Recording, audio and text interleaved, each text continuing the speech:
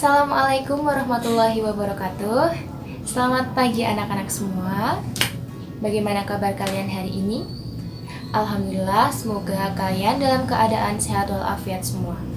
Oke, pada hari ini kita akan belajar pelajaran akidah akhlak materi tentang hasad.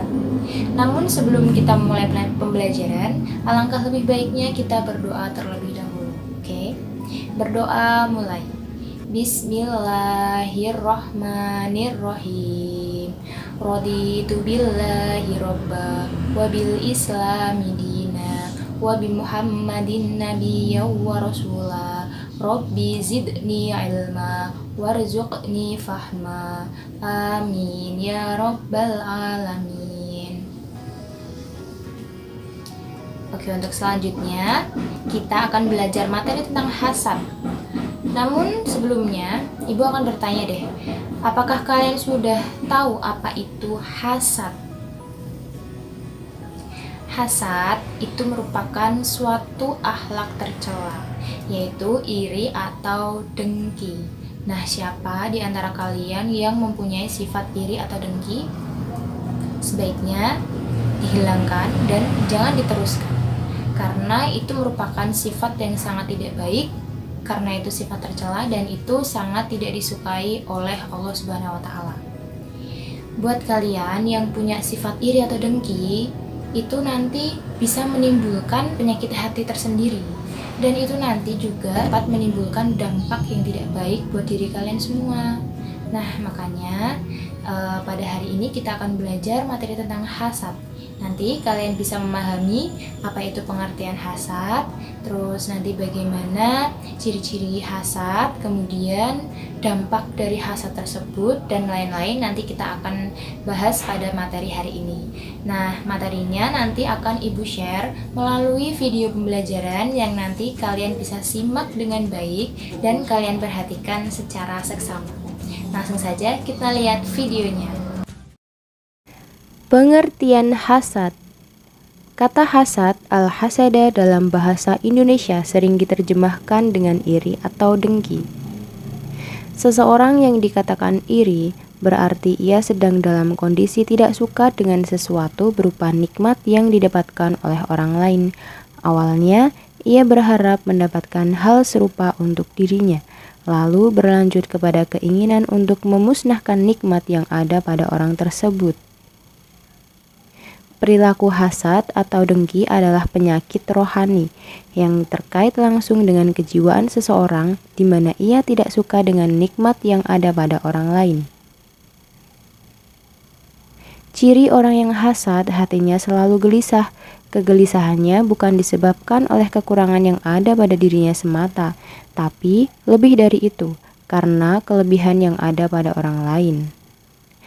Kemudian dampak perilaku hasad. Yang pertama yaitu menghapus kebaikan. Hasad itu akan melahap kebaikan seseorang, sebagaimana yang disebutkan dalam sebuah hadis, Iyyakum wal hasada fa innal hasada ya'kulul hasanats kama ta'kulun narul hatab. Jauhilah olehmu sifat hasad, karena sesungguhnya hasad itu dapat menghilangkan segala kebaikan, sebagaimana api yang membakar kayu yang kering. Hadis riwayat Abu Dawud. Yang kedua yaitu menyengsarakan dan mengotori hati.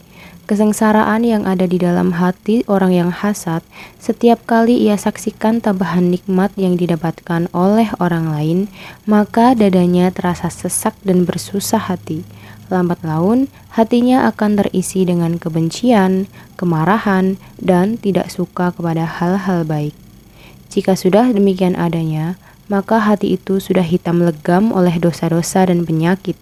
Padahal tidak tahukah kita, seberapapun besar kadar hasad seseorang, tidak mungkin baginya untuk menghilangkan nikmat yang telah Allah karuniakan. Jika ini sudah disadari, mengapa masih ada hasad di dalam hati?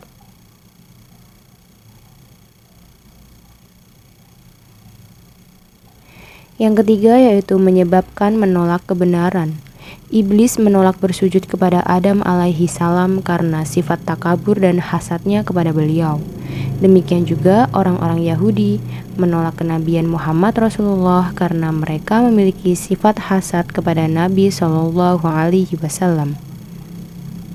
Demikianlah orang yang hasad akan terhalang dari menerima hidayah kebenaran karena kebencian dan yang bersemayam dalam hatinya.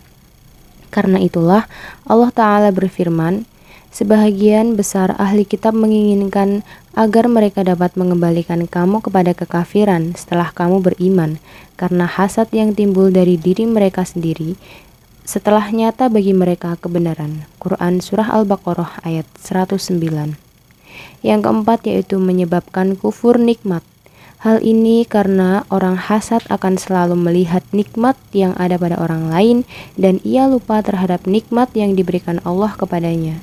Ia lupa untuk mensyukuri, bahkan kemudian meremehkan dan mengingkari nikmat Allah Ta'ala yang dikaruniakan kepadanya. Dan bila sudah demikian kondisinya, Allah Ta'ala mengancam, la in syakartum la azidannakum wa la in kafartum inna adabi lasyadid. Sesungguhnya jika kamu bersyukur, pasti kami akan menambah nikmat kepadamu, dan jika kamu mengingkari nikmatku, maka sesungguhnya azabku sangat pedih. Quran Surah Ibrahim ayat 7. Nauzubillah, siapa sih kita yang mau diazab oleh Allah? Pasti tidak mau kan? Yang selanjutnya yaitu cara menghindari sifat hasad. Yang pertama, ilmu syariat yang cukup. Kita sebagai seorang muslim harus memiliki ilmu syariat yang cukup supaya kita paham dan kita tahu apa saja syariat-syariat dalam Islam. Yang kedua, banyak bertaubat dan berdoa. Kita sebagai seorang muslim juga kita harus banyak-banyak bertaubat karena kita manusia adalah tempatnya salah dan dosa. Dan kita juga tak lupa harus selalu berdoa dan meminta kepada Allah Subhanahu wa taala. Yang ketiga, berpikir positif dan merenungi akibat jelek dari hasad. Jadi kita harus selalu berpikir positif, kita tidak boleh bersuuzon ya. Dan kita selalu merenungi akibat jelek dari hasad seperti dampak-dampak yang sudah Ibu jelaskan tadi ya. Kemudian yang keempat adalah terimalah takdir Allah dengan lapang dada. Jadi kita harus menerima takdir Allah dengan lapang dada dan ikhlas. Oke, jika sudah paham, sembari kita mengulas materi tentang hasad, kita bernyanyi bersama lagu dari A.A. Gym, Jagalah Hati ya.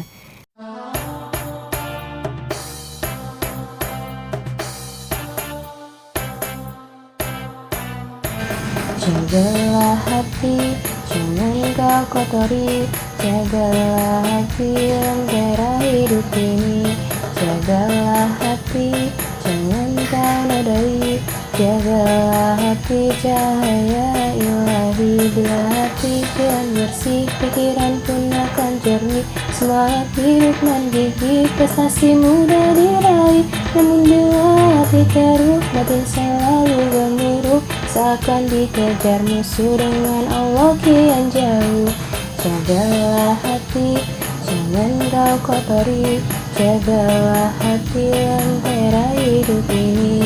Jagalah hati, jangan kau nodai. Jagalah hati, cahaya ilahi. Nah, itu tadi video pembelajaran materi tentang hasad yang sudah kalian tonton dan kalian simak dengan baik. Mungkin hanya itu saja materi yang bisa Ibu sampaikan. Semoga bermanfaat dan kalian paham apa yang sudah kalian tonton dan apa yang sudah kalian pelajari hari ini. Oke, kurang lebihnya mohon maaf. Wabillahi taufiq wal hidayah. Wassalamualaikum warahmatullahi wabarakatuh. Tetap jaga kesehatan dan tetap semangat belajar. Oke, dadah.